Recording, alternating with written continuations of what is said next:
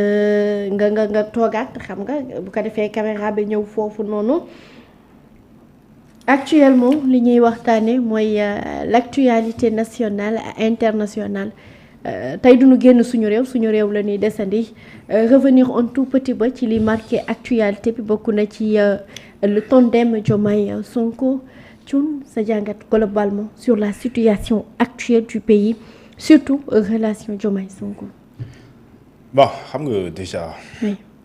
tey du ma dindi sama verre yoon dinaa koy bàyyi. xam naa ni xol bi neexul. voilà j'ai envie de porter ça. oui vas-y. moo tax j'ai envie de porter ça aussi.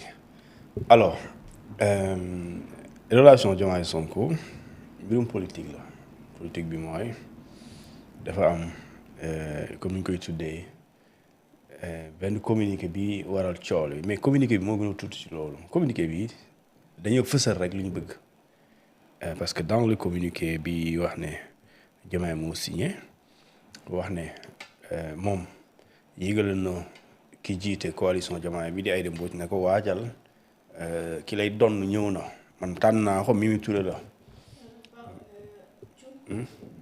non à l'oubli kan ak kan la Didier Badji. ak Fulbert Sambou. waaw moo tax sa xol neexul. moo tax ma sol nii.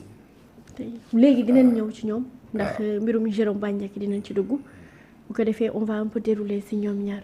waaw moo tax c'est touchant. leerul la woon c'est ça muy leer. aywa disparu le 18 novembre. waaw 2022. waaw. tey la lan.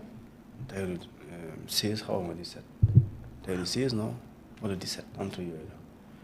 Fulbert Sambou di Badji suñuy jàmbaar yi. est-ce que nous devons les oublier. warul. est-ce que la République doit les oublier. déedéet. ok après ñu ñëw si. d'accord alors si loolu mooy. Diomaye bind ne communiqué bii maa ngi bind communiqué bi nga xamante ne moo war a yow bi la war a donn yow Aïda Mbodj bi la war a remplacer mais donn bi neexul en tout cas lu bëgg-bëgg waa Pastef génnee wax ne bëgguñu ko. te bëgguñu ko yemuñu si rek ci bëgguñu ko danoo génne communiqué wane ko et ñi ànd ak Pastef ñu gën a jege Ousmane Sonko wane effectivement que bëgguñu ko léegi nag problème bi mooy man xaw ma ndax rumeur yi may dégg la wala dëgg comme quoi Mimi Touré mu ngi dajale ay nit. dëgg la mais ça c'est la vérité ñoom ñi ngi def ay communiqué. ah kon lu am keroog ci vendredi bi moom nan la kon keroog ci jeudi ci guddi. lu ñu wax ne oui. benn communiqué officiel bi ñu gis ay nit rek ñoo génn ne d'accord nañ comme ça. parce que bu dee loolu pour man même bu ne soxna si nekkee di entre di def ay jéego. oui bu dee waxtaan am na dafa war a dakk tout de suite. mais est-ce que ki ko joxoon ndigal di le président Bassirou Diomaye joxaat na ko ndigal pour mu arrêter moom ci ndigalam la ne de moom Mimi Touré. li ma la bëgg a wax mooy. oui su ma ñëwoon ci sama kër. ñi koy tojate di ko yàq. suñ la ne suñu waxtaanee ci koñ bi ñu ne arrêté le travaux yi pour que menuisier yi ak mec ouvrier arrêté su ma leen waxee arrêté su dee d'accord naa que dafa war arrêté su ma leen ko waxee dama leen automatiquement damay dem wax leen ko ñu arrêté mais doone wax d'accord naa nga bàyyi gars yi di tabax ci kaw loolu mënul nekk kon soit est-ce que waxtaan bi doon li ñu ci wax est-ce que loolu moo am aussi léegi nag li am solo mooy est-ce que donc Diomaye continuer wu nekk ci yoonam bu fekkente ni Mimi Touré day dajale ay président de conseil économique xaw ma lan conseil ruraux conseil départemental excusez-moi muy dajale ay maire di dajale ay yeneen pour que ñu mën a bokk ci coalition Diomaye parce que vendredi lañ bind moi j'ai lu une note xaw ma vrai ou faux ñu ne c'est le comité de pilotage de la coalition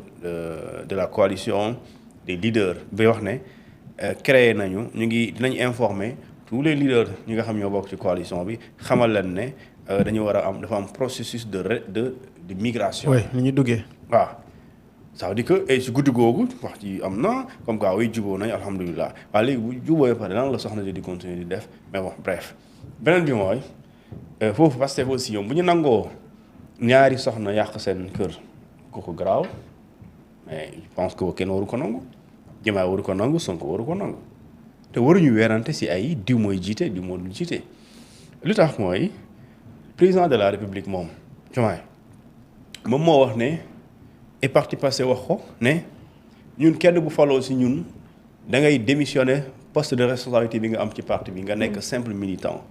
Donc d'office pourquoi parce que da nga bëgg a nekk au-dessus de la mêlée. Comment tu peux être ou veux être au-dessus de la mêlée nga pare yi nga nekk ci mbirum politique mbir boo xamante ni sax moom mooy tas boo moytul moom moo nar a indi mooy nar a indi problème sa parti wala yow indi la problème avec sa parti wala yow sa coalition ça c'est un problème. Et je pense que donc le président si vraiment loolu la bëgg a def alors il aurait dû se limiter à ce qu'on appelle ses fonctions de président mu bàyyi di dox mu génnee loxoom ci doxalul li ñu tuddee coalition. oui parce que boo ci dugalee sa loxo mais tu n'es pas au-dessus de la mêlée hein. Parce que boo ci dugalee sa loxo mooy donc yow yaay doxal donc loolu mooy problème bi léegi nag on verra lu tax Mimi Touré di continuer. ces agissements. waaw. oui. kan la neex. kan moo ko sant mais ki ko jox ndigal xanaa. waaw léegi kon Diomaye bu dee waxtaan am na. soxna si la preuve que waxtaan am na dañu war a gis ne mu arrêté soxna si. la preuve. mais est-ce que juboo am na ci waxtaan bi. bàyyil xuloo ba pare may la waa xale yi bàyyi nañu xuloo mais ci kër gi boo ko duggee kenn du dégg. coow li rek ngay dégg. waaw mais kon xale yi bàyyi wuñu dama ne la preuve tangible qu'il y a eu benn waxtaan bu sérieux boo xamante ne aboutir na à ce qu'on appelle léegi coalition Diomaye Mimi du ko jiite Aïda du ko jiite donc doo gis jiite Mimi teg jéego waaye Aïda tamit du teg jéego loolu mooy dëgg. mais bu dee Mimi day teg jéego Aïda mu ngi toog di seetaan su boobaa nag mën nañ jàpp ne kon Mimi ci lu mu nekkoon ci la nekk donc ko santoon ci la nekk loolu nag je pense que fu lay Pastef moom vraiment foofu la ñu war a wane seen fulla politiquement te Diomaye man Diomaye président de la République man xam naa ne te ku xam politique xam na ko Diomaye mënul am machine électorale bu gën Pastef mënu ko am. Sans Pastef, est-ce qu'il a ses chances pour survivre politiquement? Aucune chance. Quand je dis survivre, aucune chance.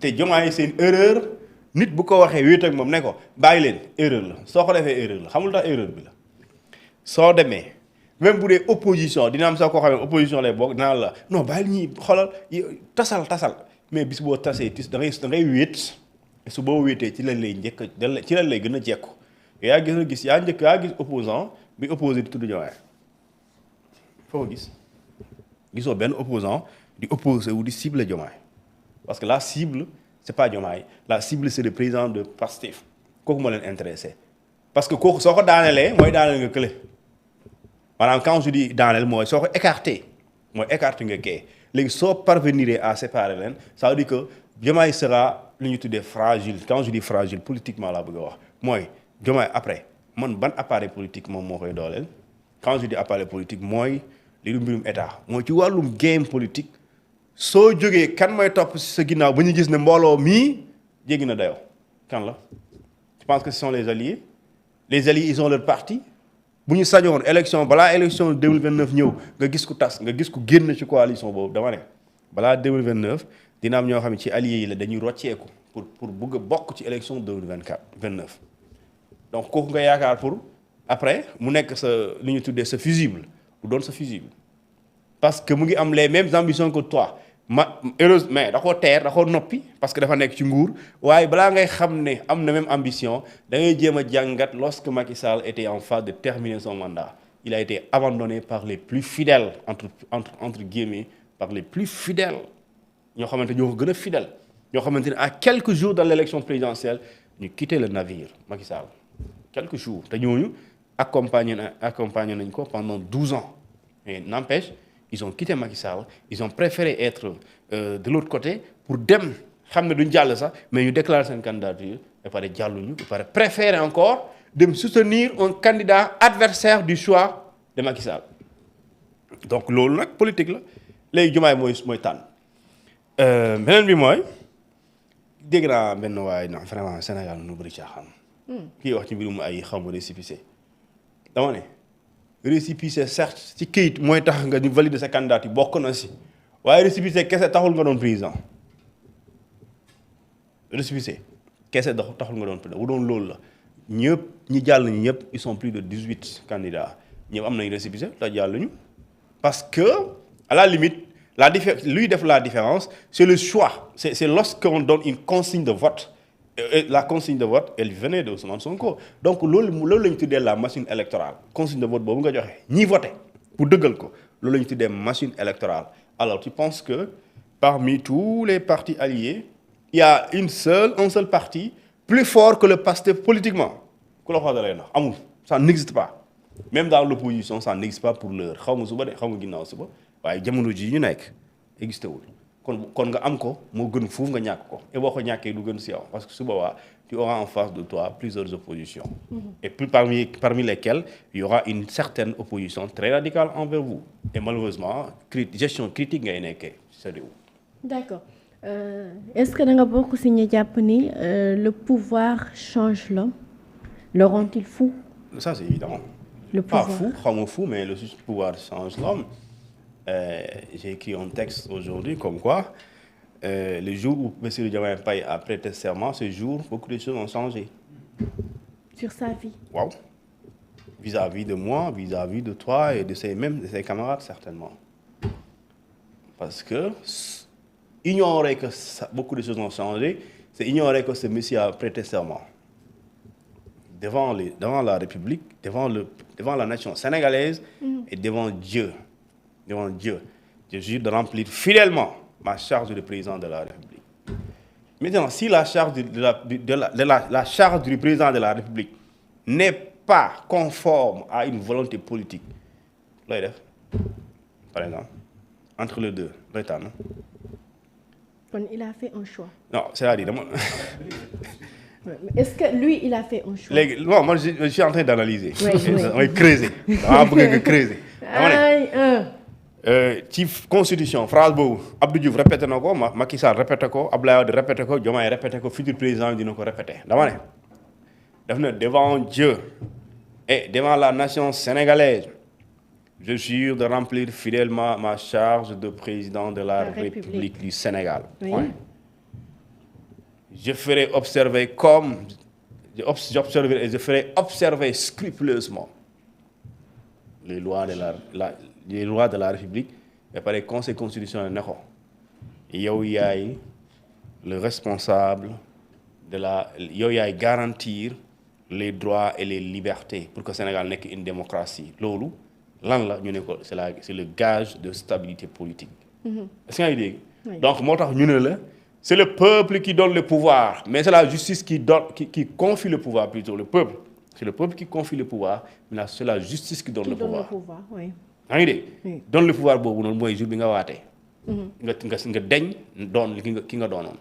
léegi nag il se peut des fois moo tax ñu ne président de la République moom arbitre la et arbitré léegi képp kuy arbitré nag mooy tu as en face de toi des choix parmi lesquels da nga war a jël benn et c'est difficile de le faire difficile.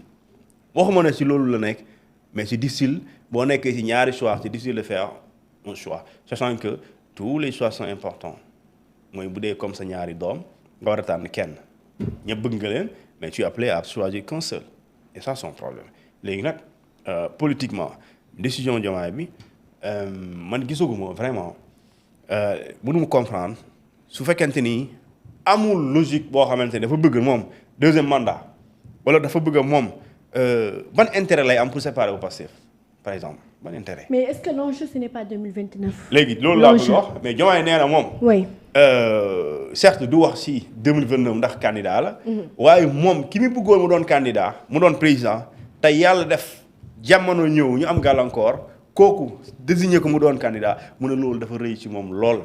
donc bi mbare moom mënu ko gêner parce que ki mu bëggoon mu doon candidat bu nekkoon président moom tey lu mu am tey du ko am ma Diomaye moom nee na moom pouvoir yi mu am su Sonko nekkoon président du am pouvoir u Sonko. donc mu ne kon ça me gêne pas d'avoir un premier ministre boo xamante ni man maa ko yéene mu toog fii même fii maa ko ëpp doole te kon pouvoir yi muy am en tant que premier ministre constitution bi jox ko mënuma gêner bu koy exercer.